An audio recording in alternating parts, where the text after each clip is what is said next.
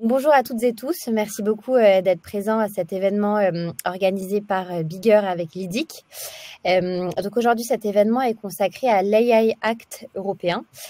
Donc comme vous le savez peut-être, c'est une nouvelle réglementation européenne qui a pour ambition donc d'encadrer l'usage de l'intelligence artificielle en Europe. Aujourd'hui, on a décidé donc de créer cet événement parce que, on le sait tous, on le voit tous, l'IA est omniprésente dans tous nos métiers, particulièrement dans les métiers du recrutement. Donc, du recrutement, de la gestion des compétences à l'évaluation des performances. On automatise souvent toutes ces tâches, notamment avec de l'IA. Et ce nouveau du coup cadre réglementaire va impliquer pour tous les DRH, pour tous les managers, de repenser et d'adapter nos pratiques afin de rester conformes, tout en pouvant continuer à innover. Donc aujourd'hui, on organise cet événement avec l'IDIC pour pouvoir un peu décrypter cette réglementation, expliquer un peu ce qu'elle fait, quels sont ses tenants et les aboutissants du coup de l'AI Act européen, c'est dur à dire. Moi, de mon côté, du coup, je suis Stéphanie de Bigger. Pour ceux qui ne connaîtraient pas encore Bigger, donc on aime se décrire comme étant le one-stop shop des entreprises qui travaillent avec des freelances. Donc on a un peu la boîte à outils de tous les besoins freelance. Donc on peut à la fois vous mettre en relation avec des freelances et des consultants indépendants qui sont très capés, donc qui ont plus de 10 ans d'expérience et qui sont durs à trouver sur le marché. Mais on a aussi développé un outil qui s'appelle Talently, qui permet notamment d'aller sourcer vous-même parmi une base de 50 000 freelances, les freelances qui peuvent vous intéresser. Et c'est un outil qui est tout en un parce que ça vous permet du coup de pouvoir gérer vos freelances du sourcing à l'offboarding, tout en passant aussi par toute la partie conformité, facturation, etc. Et on a aussi une offre de portage. Donc voilà, Lydic, merci beaucoup d'être avec nous aujourd'hui. Je vais te laisser te présenter, introduire donc le sujet et puis après, je te poserai des questions pour que ce soit un échange fluide. Très bien, merci beaucoup. Bonjour Stéphanie, bonjour tout le monde.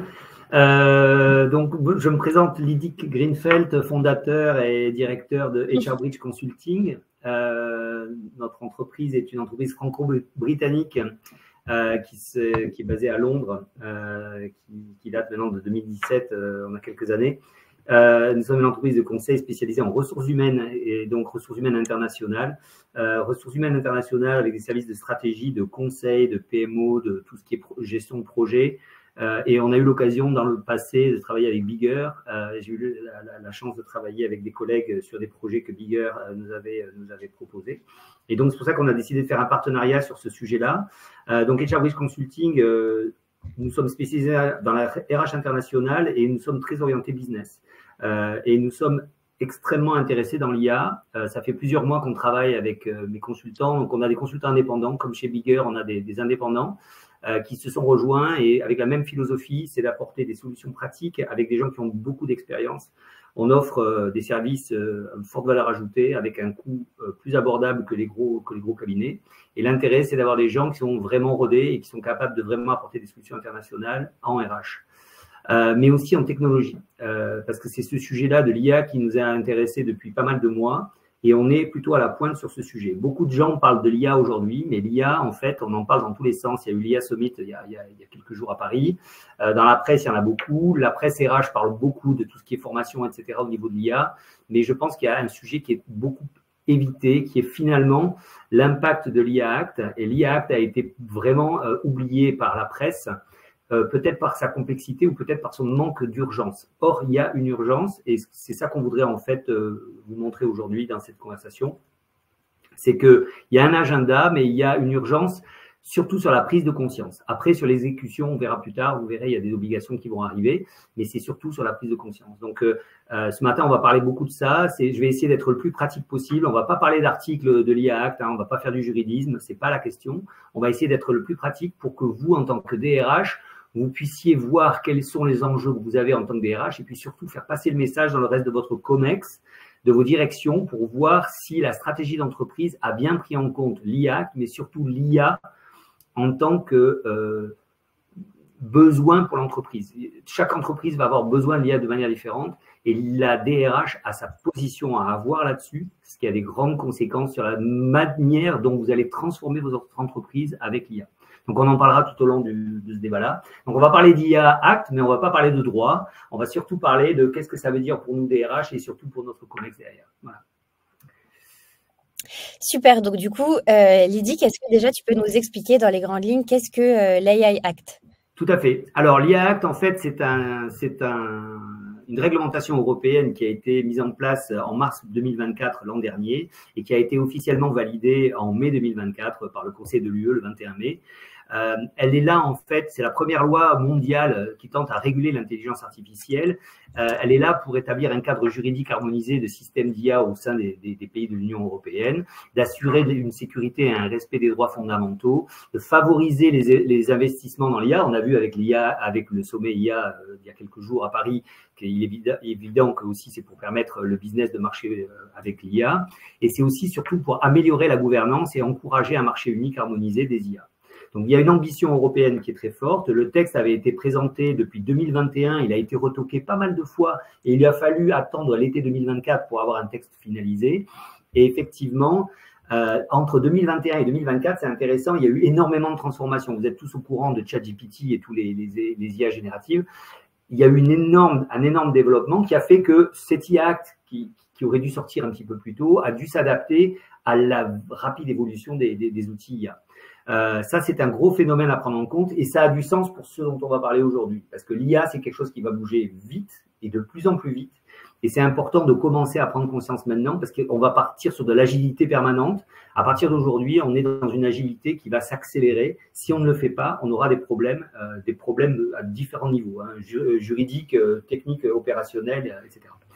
Donc, il y a une volonté de l'Union européenne de se doter d'un cadre juridique législatif fort afin d'en encadrer le développement et l'adoption de l'IA. Ce qui est important, c'est de voir que le cadre de l'IA Act vient nous apporter un cadre structurel et nous donne 4 catégories importantes à prendre en considération. Certainement, vous avez entendu parler de ça, mais je dois les rappeler. L'IA Act vient nous dire qu'il y a des systèmes de 4 types. Il y a des systèmes de type à haut risque, des systèmes de type à risque inacceptable, des risques limités et d'autres à risque minimal. D'abord, l'IA Act, il est là pour sanctionner des risques, des IA ayant des risques inacceptables. Ça, c'est hyper important. À partir du 2 février 2025, parce que ça, c'est l'autre date dont on parlera tout à l'heure, depuis le 2 février 2025, il est interdit d'utiliser des IA qui sont dans la catégorie inacceptable. De quoi parle-t-on ici? Et ça, c'est très, très important parce qu'à partir depuis février, les entreprises sont responsables si elles utilisent des IA qui sont illégales. Donc, c'est hyper important de prendre ça en considération. C'est quoi une IA à risque inacceptable? C'est une IA qui a une menace, qui apporte une menace pour les personnes, parce qu'elle pourrait manipuler les personnes ou certains groupes de personnes, on verra ça un petit peu plus en détail tout à l'heure, et qui peuvent engendrer des catégorisations ou des identifications biométriques de certaines personnes, notamment la reconnaissance faciale. Et donc, il y a toute une série d'IA qui devraient être proscrites. Donc, il faut que vous alliez voir, bon, de toute façon, on n'aura pas le temps ce matin de parler de tout ça en détail, mais c'est hyper important, depuis le 2 février, il est interdit d'utiliser certaines IA. La deuxième chose, c'est les IA à risque élevé. Ça, ce sont des IA qui peuvent avoir un risque pour la santé, la sécurité et les droits fondamentaux des personnes. Ce sont des systèmes qui constituent des profils et qui traitent automatiquement des données personnelles pour évaluer la vie d'une personne, y compris les performances professionnelles, la situation économique, les préférences, les localisations, etc. Dans ce cas-là, et c'est très important pour ce matin, c'est de dire l'IA à risque élevé, la RH est une IA à risque élevé. Si vous utilisez de l'IA dans votre fonction RH, vous êtes dans une zone à risque élevé. Vous utilisez un système RH, vous utilisez LinkedIn, vous utilisez des algorithmes pour faire votre travail d'RH. Étant donné qu'ils tombent dans cette catégorie-là, vous êtes exposé. Et on en parlera tout à l'heure. Donc, très, très important, les IA à risque élevé sont vraiment targetés par cet acte. Et ça, il faudra prendre en compte en tant que professionnel RH. Ensuite, il y a des IA à risque élevé pour tout ce qui est infrastructures critiques type eau, gaz, transport, électricité, etc., etc. Ça, bon, ça c'est certains secteurs. Tout ce qui est formation, éducation professionnelle et éducation école et scolaire, etc. Pareil. Donc l'ARH est doublement impacté par cette catégorie de haut risque. Tout ce qui est l'emploi aussi, tout ce qui est recrutement, sélection des candidats, etc. aussi. Donc une troisième fois, il y a un troisième volet par rapport à ça. Ensuite, il y a tout ce qui est juridictionnel, etc., etc. Donc tout ce qui est justice et tout ça, mais ça rentre pas dans le cadre de la DRH. Donc l'ARH, c'est très important. À partir de février 2025, l'ARH est vue comme une activité à haut risque. Donc ça, c'est un sacré problème. Et du coup, ce cadre, l'IDIC s'applique à toutes les entreprises? Est-ce qu'il y a des exceptions? Alors, on va voir ça tout à l'heure. Oui, tout à fait. En fait, ça s'applique à toutes les entreprises, qu'elles soient privées, publiques, partout, qu'elles soient dans tous les pays des 27 pays européens. Il peut même y avoir une extraterritorialité aussi, en fonction, on verra tout à l'heure, si vous êtes un provider, si vous êtes un fournisseur de produits IA, vous êtes aussi à risque. Donc, je continue sur les catégories. Il y a une troisième catégorie qui sont les IA à risque limité. Ça, il s'agit des chatbots, des IA génératives, de tout ce qui est IA qui apporte des recommandations, même les deepfakes et tout ça. Tout ça, ce sont des IA à risque limité, mais néanmoins, il y a des obligations de transparence, notamment à fournir sur les utilisateurs de ces choses-là et notamment sur les contenus qui sont générés par ces IA. Et finalement, la dernière catégorie, ce sont les systèmes d'IA à risque minimal. Là, on parlera de systèmes qui sont purement techniques, un petit peu tout ce qui est dans l'intelligence artificielle des jeux vidéo, mais ça n'intéressera pas les DRH, mais c'est tout ce qui est filtre anti-spam, etc., tout ce qui est algorithme de sécurité, etc., pour de la DSI pure. Et là, il n'y a aucune obligation spécifique, à part juste d'encourager certains codes de bonne conduite. Donc, ces 4 catégories sont très, très importantes à prendre en considération. Il y a des choses qui sont interdites depuis février. Il y a l'ARH est tombé dans un mode à très haut risque où il va y avoir des obligations très spécifiques. Et ensuite, tous les outils type ChatGPT, Copilot et tout ça qui sont en mode limité, à risque limité, mais qui vont aussi générer des obligations. Voilà. Donc, pour répondre à ta question, Stéphanie, à qui ça s'applique, en fait, ça s'applique à beaucoup de monde. Hein. Ça s'applique aux fournisseurs, donc ceux qui vont vous fournir des solutions d'IA. Les déployeurs, c'est-à-dire les entreprises qui utilisent un système d'IA sous leur autorité. Et là, il s'agit de vous, en tant qu'entreprise. En tant qu'entreprise, si vous fournissez à vos salariés, à usage professionnel, des outils type Copilot, ChatGPT ou même quelque chose qui est intégré dans votre SIRH ou qui est intégré dans votre outil bancaire ou dans votre outil d'assurance ou dans votre outil de production, là, vous êtes considéré comme un déployeur. Et là, le déployeur, attention, l'IA Act vient faire la charge de la preuve et la charge est sur l'entreprise. S'il y a un dommage créé par l'IA, c'est votre entreprise qui est responsable. Ce n'est pas le fournisseur. En bout de course, ça va être votre entreprise, le déployeur. Et ça, c'est très, très important parce qu'il y a un renversement de la preuve qui est fait. Et ça, il faut que vous en preniez conscience parce que c'est vous qui allez devoir justifier que l'IA a été utilisée de la bonne manière. Et ça, c'est la grande révolution de l'IA Act. Et c'est pour ça qu'on fait ce séminaire. C'est pour que les gens soient vraiment conscients de ça. C'est très, très, très, très, très perturbant, cette transformation-là. Ensuite, il y a les importateurs, les distributeurs d'IA, mais ça, on passe sur le détail. Il y a aussi dans l'IA Act des représentants d'autorité. Et ça, c'est un sujet parce que pour l'instant, nous ne savons pas qui va être en charge de la surveillance et de la sanction sur les violations de l'IA Act. Ça va venir, mais pareil, il va y avoir une définition des partenaires d'État, les autorités qui viendront sanctionner et superviser. Ça s'applique à tous les pays d'Europe, ça s'applique à toute entreprise utilisant en Europe dans les 27 pays de l'IA, mais aussi ça peut s'appliquer à des entreprises britanniques, américaines, chinoises, etc., dès lors que leurs services d'IA sont fournis à des clients européens. Donc, il y a une extraterritorialité qui est quand même assez solide.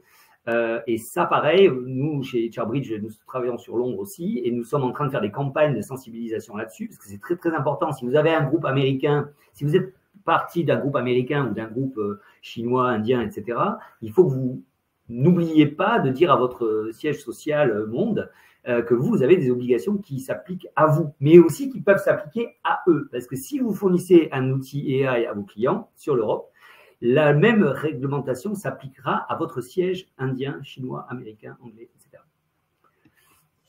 Alors, je vois qu'il y a des petites questions dans le chat. Ce que je vous propose, c'est d'y répondre. Enfin, on les posera à l'IDIC à la fin, si ça vous convient à tous.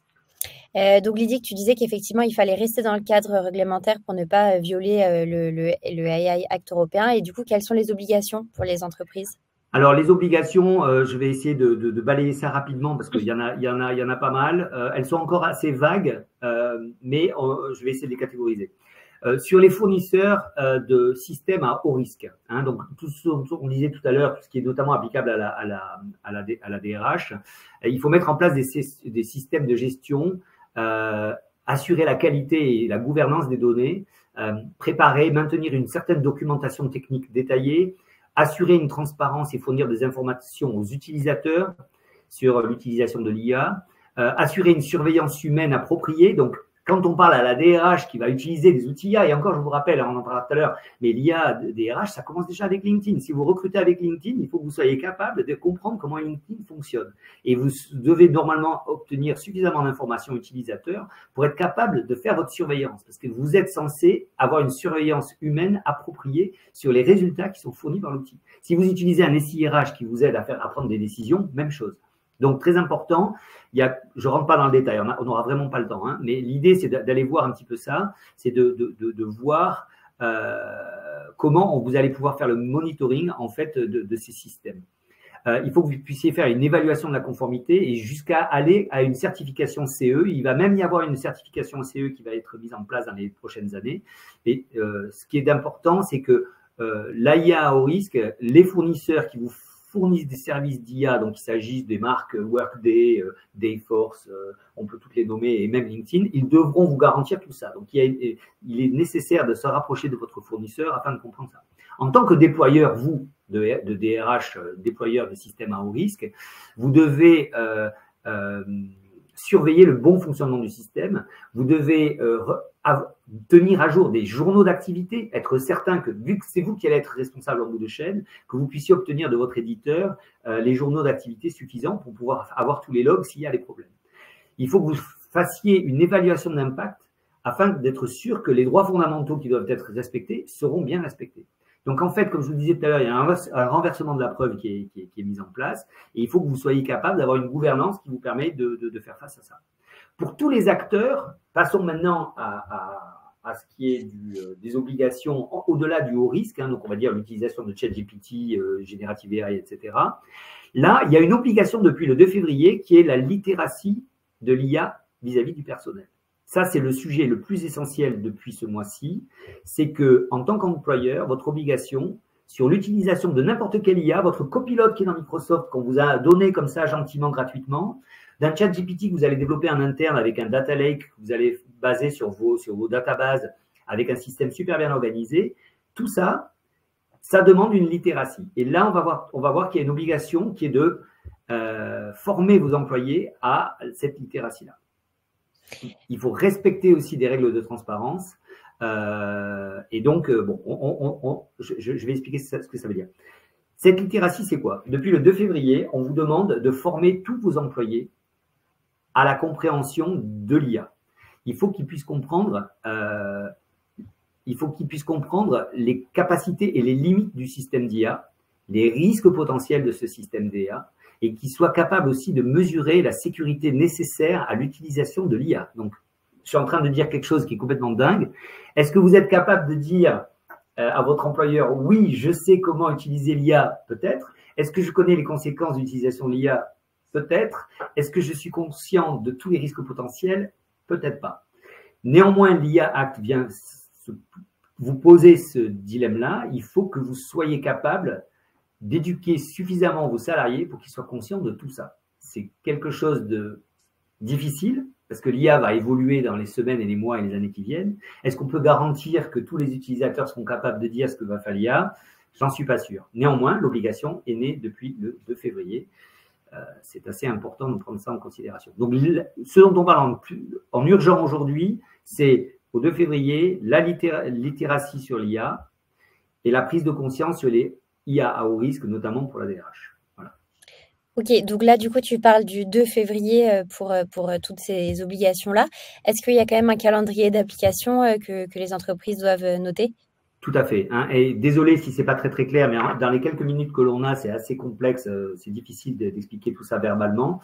Oui, il y a un calendrier. Depuis le 2 février, donc il y a l'interdiction de certaines pratiques IA, donc ce que je disais tout à l'heure. C'est l'exigence en matière de littératie. Donc ça, c'est l'obligation à tous les employeurs, pour leurs employés, de les former à ça.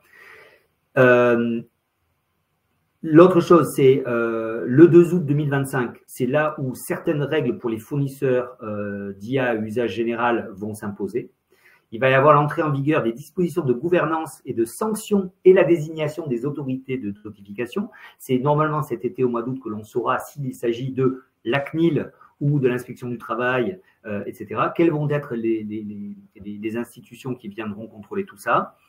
Les autorités de vérification, donc ça va être de grands sujets. Ensuite, il y a 2 août 2026, un an plus tard. Là, ça va être l'application à la majorité des dispositions à l'IA à haut risque. En fait, l'IA à haut risque, on donne un petit peu de temps, on a un an pour que la DRH soit complètement responsable de ça, ce qui est bien, hein, parce que vu qu'il y a énormément d'obligations, notamment de monitoring, etc., et de logging, etc., on a jusqu'à août 2026 au niveau des gros risques RH. Mais là, attention, ça nous laisse très peu de temps. Août 2026, c'est dans un an et quelques mois. Et donc, il faut bien garder en tête, les sanctions commenceront à tomber à partir du mois d'août 2025, mais le véritable risque à la RH, c'est pour août 2026, mais c'est quand même très, très, très, très court, sachant qu'il faut que vous retourniez auprès de vos éditeurs et que vous soyez prêts en interne à vraiment avoir les principes, les process qui vous permettront de faire le monitoring suffisant. Dernière date, c'est le 2 août 2027, donc dans 2 ans et demi. Et là, c'est pour l'IA à haut risque, où là, il va y avoir vraiment une chasse aux sorcières, on va dire, pour tout ce qui est jouets, équipement radio, tout ce qui est médical, tout ce qui est aviation civile, secteur à risque, etc. Eux rentreront complètement là-dedans, mais on leur donne encore le temps de s'adapter. Et de toute façon, ils sont hors scope jusqu'à ce moment-là. Voilà. Donc, l'agenda a commencé à tourner depuis le mois de février. Les obligations vont commencer à tomber à partir du mois d'août, où on saura quels sont les partenaires d'État qui viendront sanctionner tout ça. Les RH vont être sous pression à partir de cet été, et à partir de l'été de l'année prochaine, là, ça va commencer à être très, très, très lourd, parce que là, vraiment, il y aura une recherche de la bonne compréhension des DRH sur les outils qu'ils ont. Et encore une fois, il y a une complexité qui est importante. Et donc, pour les obligations qui sont applicables depuis le 2 février, il me semble que tu les as nommées. Est-ce que tu veux revenir rapidement dessus ou... Oui, alors bon, les interdictions d'IA à haut risque, il est hyper important de se dépêcher de faire une liste des IA, pas des IA à haut risque, des IA à risque inacceptable. Il est urgent de faire la liste des IA qui seraient illégales dans votre entreprise, parce que vous êtes déjà hors la loi. Donc, si vous ne faites rien, à un moment donné, ce sera considéré vraiment comme une négligence. Donc, il est très, très, très important de faire un état des lieux sur tout ce qui est illégal, notamment les systèmes de catégorisation biométrique. Si vous avez des systèmes de catégorisation biométrique sur les races, les opinions politiques, appartenance syndicale, etc., et que c'est truffé dans un IA que vous avez chez vous, vous êtes responsable. Tout ce qui est notation sociale, pareil. Tout ce qui est déduction des émotions sur le lieu de travail, etc. Pareil. Donc, il faut que vous fassiez quand même une introspection par rapport aux outils algorithmiques ou IA pour être sûr que vous n'êtes pas hors la loi. Donc, oui, ça, c'est très, très, très important. Il faut les désactiver, il faut les identifier, il faut les désactiver, et puis il faut être sûr qu'il n'y en ait pas ailleurs. En matière de littératie, hein, pareil, ça, cette obligation, c'est hyper important de former vos employés à la capacité à utiliser l'IA, à comprendre les limites, les risques potentiels et mesurer la sécurité nécessaire. Voilà, bon. Je peux dire ça rapidement maintenant, on pourra en parler peut-être après dans les questions. Voilà. Super. Et donc, bien sûr, il y aura des sanctions, tu l'as dit, si on ne respecte pas l'AI Act qui seront appliquées par l'État et les partenaires européens. Est-ce que tu sais quelles sanctions sont prévues ? Alors, il y a une graduation qui est faite. Le mot qui fait peur, c'est les 7% du chiffre d'affaires mondial. Donc, vous êtes une entreprise, je ne sais pas, une grosse entreprise du CAC 40 française. Là, vous avez 7% de votre chiffre d'affaires du mondial qui peut être à risque. Ça, c'est si vous ne respectez pas les directive sur l'IA interdit, sur les IA illégaux. Donc, ça a 7% de chiffre d'affaires jusqu'à 35 millions d'euros de sanctions. Donc, c'est quand même beaucoup. Si vous êtes sur des modèles d'IA à usage général, donc du ChatGPT, du copilote, etc., ça peut aller jusqu'à 15 millions au lieu de 35 millions ou 3% du chiffre d'affaires mondial. Pour l'utilisation mal gérée de copilote, ça fait cher. Pour tout ce qui est infraction grave, pour les systèmes à haut risque, pareil, c'est du 15 millions, du 3%. Pour la fourniture d'informations incorrectes ou trompeuses, donc c'est une définition assez vague, là on est à 7,5 millions et à 1,5% du chiffre d'affaires. Donc en fait, on voit qu'il y a une graduation entre 1,5% du chiffre d'affaires et 7% du chiffre d'affaires. Bien entendu, ils ne sont pas obligés de mettre la sanction globale au maximum. Mais ce qui est intéressant, c'est qu'il y a quand même une sanction forte. Il y a quand même une pression très forte. Comparé à RGPD, c'est beaucoup plus fort. Hein. Je crois qu'on était à 20 millions sur RGPD. Là, on est sur 35 millions.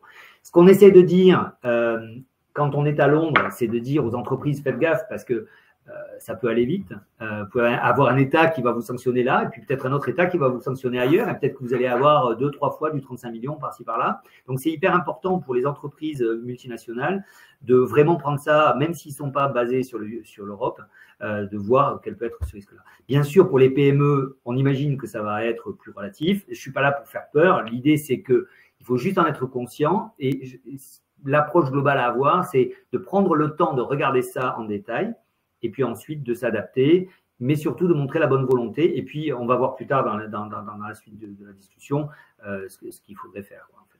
Oui, alors donc justement, qu'est-ce qu'il faut faire pour se mettre en conformité? Par quoi faut-il commencer?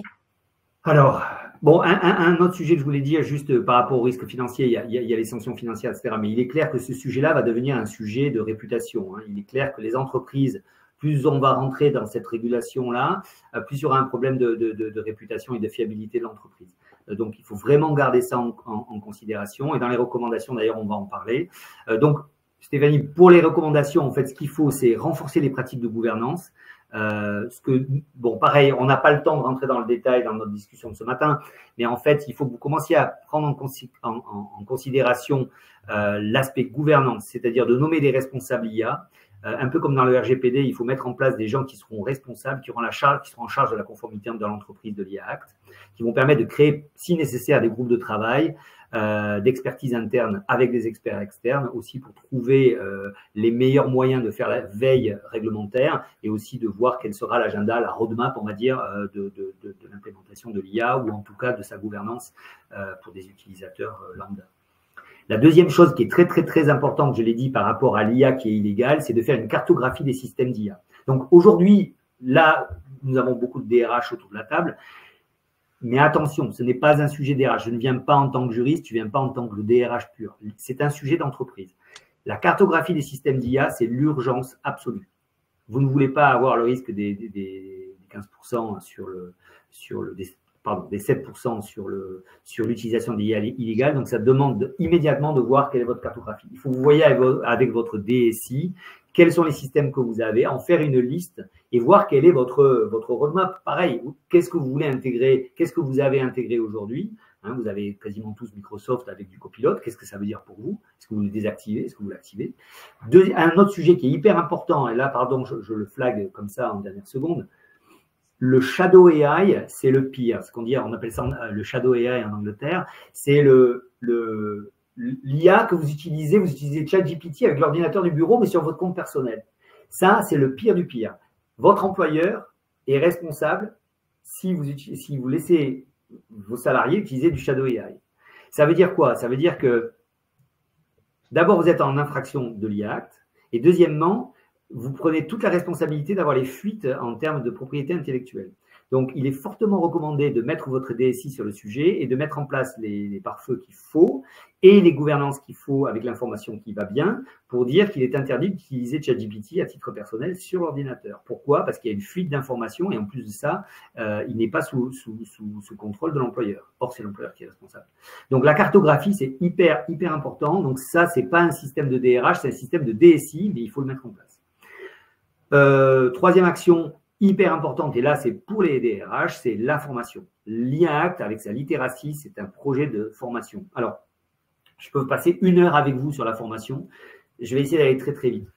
L'IA Act, vous devez former vos gars à l'IA Act. Vos salariés, comme le RGPD, doivent comprendre ce qu'est l'IA Act. Il faut qu'il y ait une formation à tous les salariés sur ce que dit l'IA Act. Tout ce qu'on a vu ce matin, il faut que vos salariés aient une formation d'ici cet été, même déjà maintenant, pour dire, voilà, je sais de quoi il s'agit au niveau de l'IA Act. J'ai bien compris les catégories, j'ai bien compris ce qu'on me demande.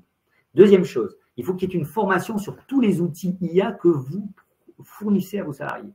Si vous fournissez du copilote, du ChatGPT, de l'IA qui est utilisé dans votre SIRH ou dans votre système bancaire ou dans votre système d'achat, n'importe quoi, il faut qu'il y ait une formation qui ait été donnée, dédiée, spécifique à chacun de vos salariés. Vous savez, petite entreprise, grande entreprise.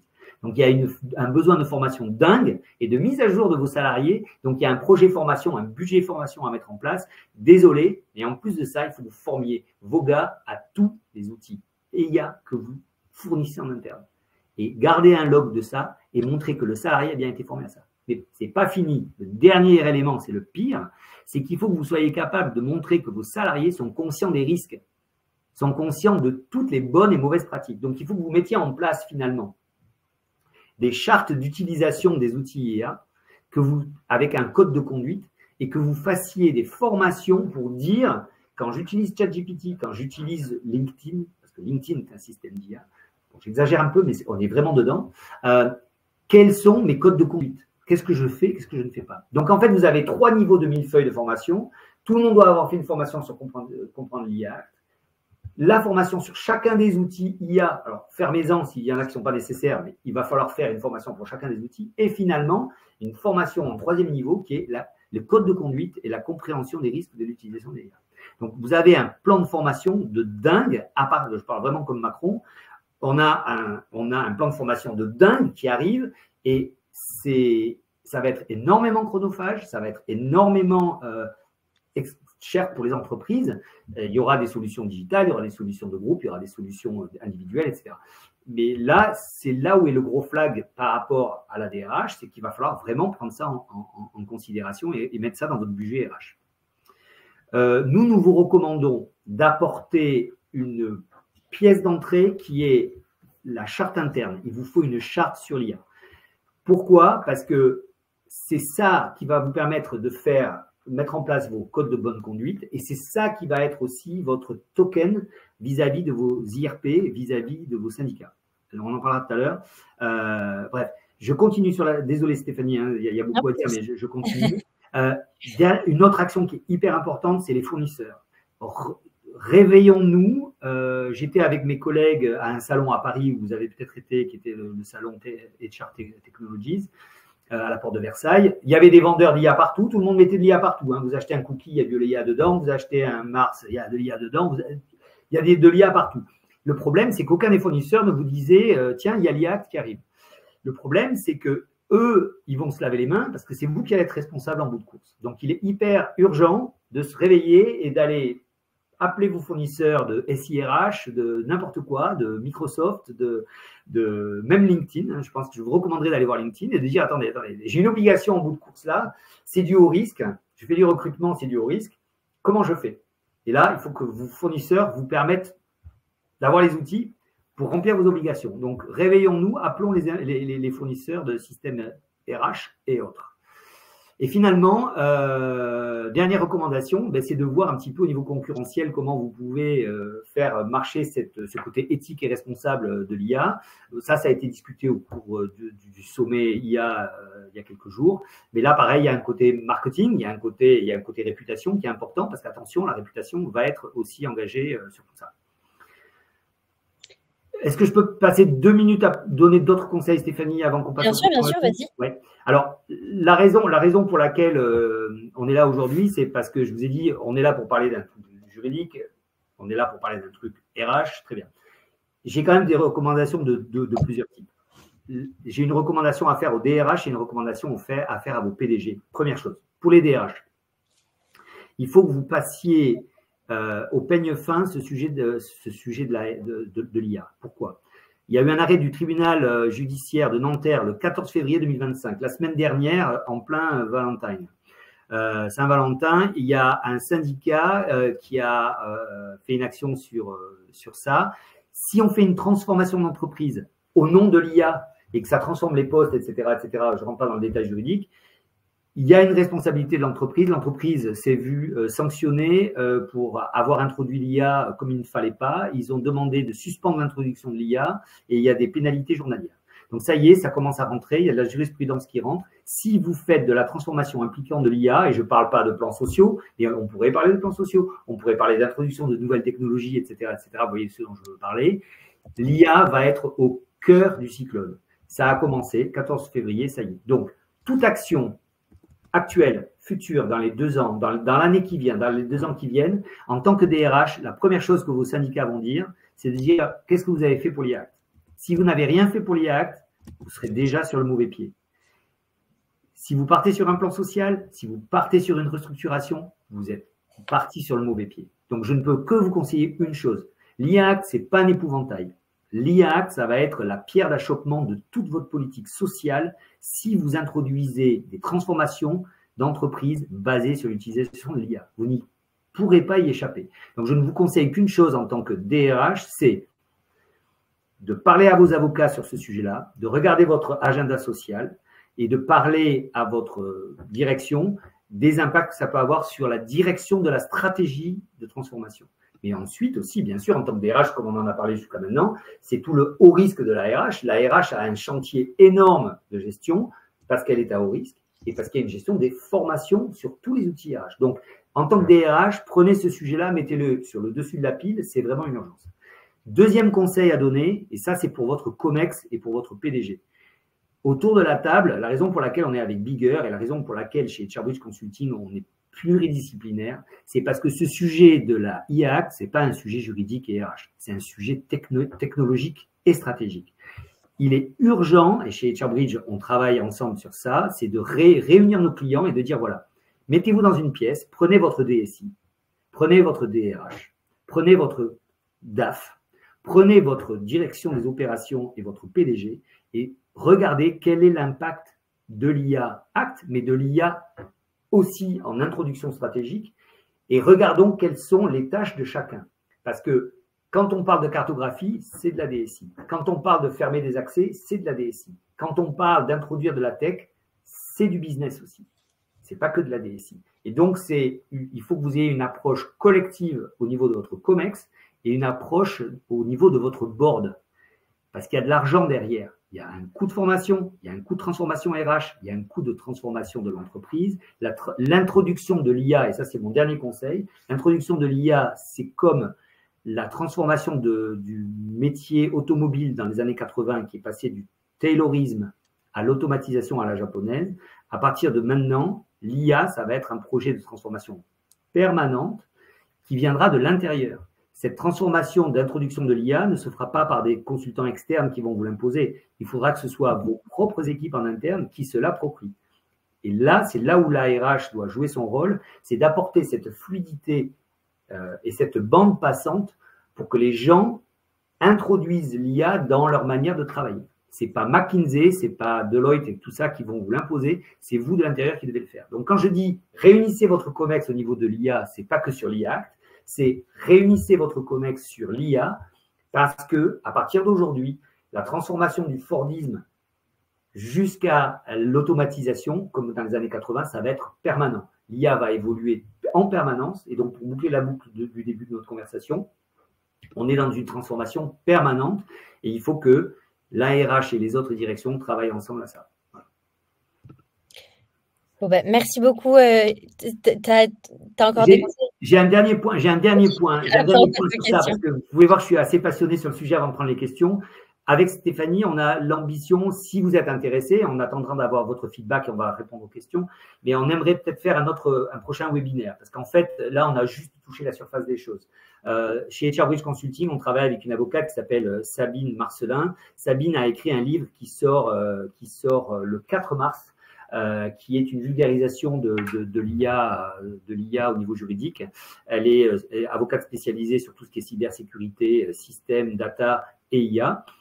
Ce qui serait intéressant, si vous avez de l'intérêt, c'est qu'on puisse faire un deuxième round sur ce sujet-là, parce que il faut creuser. Il y a le côté RH, mais ce qu'on aimerait faire avec Stéphanie, on verra en fonction de vos réactions, ce qui serait intéressant, c'est d'appeler aussi des DSI, appeler vos techs, appeler vos votre business pour expliquer justement comment on peut travailler ensemble pour avancer sur ce sujet de l'IA. Donc, on sera très intéressé d'avoir vos questions et puis surtout d'avoir vos réactions après ça. Mais si vous êtes intéressé par un autre webinaire, faites-le nous savoir. On est prêt à vous répondre et à faire venir Sabine qui, elle, aura une approche vraiment tech, juridique et opérationnelle.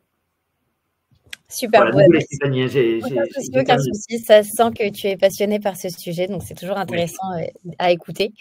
Alors pour le moment, on a 2 questions sur le chat. N'hésitez pas à en poser plus au fur et à mesure. On a une question de Sophie qui est: quel type de risque peut présenter l'utilisation de ChatGPT et Copilot? Alors, très très bonne question. Ça c'est une très très bonne question. Je dirais qu'il y a 2 types de risques. Il y a un risque qui est de faire des bêtises. Donc, imaginons qu'on décide de prendre une décision avec l'utilisation d'un système génératif et que cette décision soit totalement absurde. Et que vous disiez, ça y est, la machine m'a dit ça, je le fais. Si vous faites une décision qui est absurde, où est la responsabilité? C'est vous qui êtes responsable, c'est l'outil qui est responsable, c'est quoi qui est responsable? Donc ça, c'est un premier risque, que ça vous fasse faire des bêtises. Mais le deuxième problème de l'utilisation de ChatGPT et tout ça, c'est la propriété intellectuelle. Quand je parlais tout à l'heure du Shadow AI, le Shadow AI, quand vous utilisez ChatGPT et que le système il est perso, toutes les informations partent dans le domaine public. Et il y a certains systèmes comme le nouveau IA chinois, j'ai oublié, ça me revient plus en tête, mais Deep Link ou je sais plus quoi, on ne sait pas où ça va. Donc là, il y a un problème qui est hyper important, et là on parle à votre DSI. Moi, ce que je recommande à partir de février, et puis même il aurait fallu même avant, c'est d'éviter cette évasion de propriété intellectuelle, c'est-à-dire que tout outil qui est type copilote, être certain que la licence copilote que vous avez sur votre ordinateur de bureau est bien verrouillée, qu'il n'y a rien qui sort. Et puis pareil, qu'il y ait un système de data derrière copilote qui puisse être complètement sécurisé. Et ça, c'est un travail, pas de DRH, mais c'est un travail de DSI. Et c'est très, très, très, très, très nécessaire de le faire en amont. Donc, quand je dis qu'on est pluridisciplinaire, c'est de vraiment mettre la DSI à la table et de dire, OK, on a bien vérifié avec notre contrat Microsoft que Copilot est OK. On a bien l'outil alpha, bêta, etc. On a bien vérifié que l'information ne part pas. Et on a une certification de ce qui rentre et ce qui sort. Ça, c'est le plus grand risque. Donc, il y a un risque de data, et ça, il faut travailler avec vos DSI, et un risque de bon sens. Et c'est en ça que vous devez être capable d'auditer votre système à terme et de ne pas faire d'erreur. Mais imaginez que vous soyez trader à la banque et que vous ayez, comme M. Kerviel, une plateforme de trading. Si vous la laissez à un IA, l'IA pourra vous faire tomber, ce sera un Kerviel version exponentielle. Donc, comment vous faites? Donc, ce qu'il faut éviter, c'est de perdre le contrôle.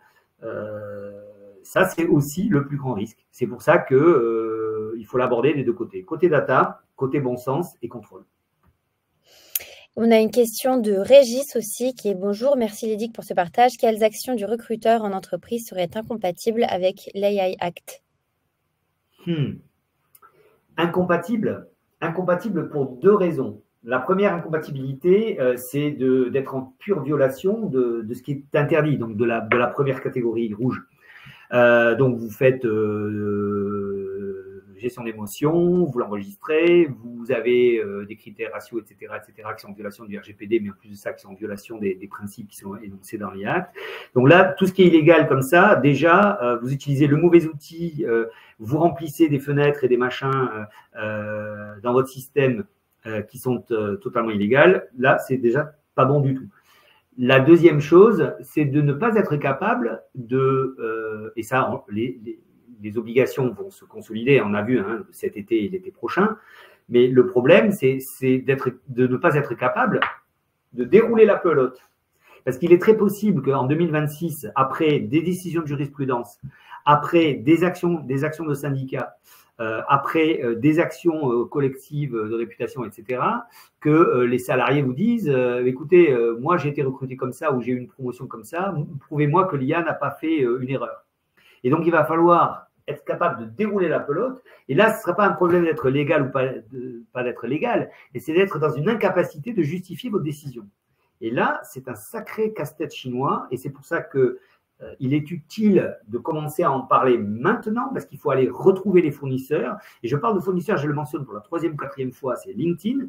LinkedIn, c'est un système d'IA. Il faut faire attention que vous soyez capable derrière de montrer que les critères qui ont été utilisés, etc., sont bien OK.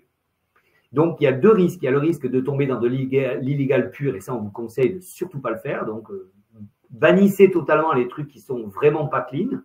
Mais après, derrière, c'est d'être capable d'avoir un système de vérification, de monitoring et de preuve que vous avez bien suivi un process qui est correct. Et là, je n'ai pas la réponse. Voilà. J'espère que ça a répondu à la question, mais c'est une grosse question. La RH va être en permanence dans ce scope-là, d'être capable de dérouler la pelote. Je veux dire, c'est hyper important de construire des process qui vont permettre de dérouler ces pelotes-là. Notamment lorsque vous allez au tribunal. Ça, c'est sûr. Merci Lydic pour tes réponses. Je vois que Régis te remercie pour ta réponse aussi. Alors, il y a effectivement des personnes qui sont intéressées par un autre webinaire. Donc ça, c'est top. On vous enverra bien sûr à tous la date dès qu'on l'aura fixée pour un webinaire avec donc maître avec Sabine. Sabine Marcelin. Sabine Marcelin, oui. Maître Marcelin, pour un peu rentrer encore plus dans le détail de ce sujet-là. Merci à tous d'avoir participé à cet événement. On a une nouvelle question de Régis, pardon, de Cédric, qui est est-ce que l'IA Act prévoit d'engager la responsabilité d'un salarié si celui-ci a bien été formé mais n'a pas respecté l'IA Act? C'est une bonne question et je n'ai pas la réponse, mais je pense que c'est une bonne question et c'est vers ça qu'on va. On est bien d'accord que l'attitude des autorités sont de mettre la responsabilité sur l'employeur.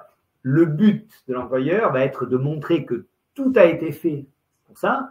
Et évidemment, si vous arrivez à démontrer la charge de la preuve est sur les épaules de l'employeur, et si l'employeur peut montrer qu'il a mis tout en œuvre comme il faut et qu'il peut le démontrer, je pense que ça devrait aller. Mais on verra comment les juridictions vont travailler là-dessus. Ce sera intéressant de voir comment les pays européens vont avoir une approche au niveau de leur juridiction locale et de leur loi locale. Il y aura peut-être des divergences sur certains pays. Mais oui, le but, c'est ça, c'est de repousser la preuve. Et dû à ce retournement de preuve, il faut que nous puissions montrer en tant que professionnels RH que nous avons tout mis en œuvre. Et pas que RH, d'accord, DSI, etc., qu'on a bien tout mis en œuvre. Voilà. Mais ça va être tout ce sujet-là. Ça va être l'individu contre l'employeur. Parce que là, la responsabilité sur l'employeur est quand même énorme, sachant qu'en plus, on parle d'une chose qui est d'une versatilité totale. L'IA dans 1 an, dans 2 ans, dans 3 ans, l'audit et la capacité d'analyse de ce qu'elle peut faire et les risques qu'elle peut générer, c'est un puissant fond. Mais on verra bien. Mais effectivement, c'est bien le problème de la charge de la preuve. Il faut qu'on puisse répondre à des salariés et bien montrer qu'on leur a donné tous les moyens pour renverser la preuve que c'est eux qui ont mal agi au lieu de l'employeur. Super, merci beaucoup à tous d'avoir participé à cet événement. On va vous envoyer un petit mail, notamment avec le replay de l'événement pour que vous puissiez le regarder si vous avez d'autres questions. Et on va vous communiquer aussi, bien sûr, les coordonnées de Lydic si vous souhaitez entrer en contact direct avec lui pour rentrer plus dans le détail sur ces sujets. On vous enverra aussi la date du prochain événement. Merci à tous, merci d'avoir été présents aujourd'hui et voilà, à très vite. Merci Stéphanie, merci à tout le monde. Au revoir. Merci. Au revoir.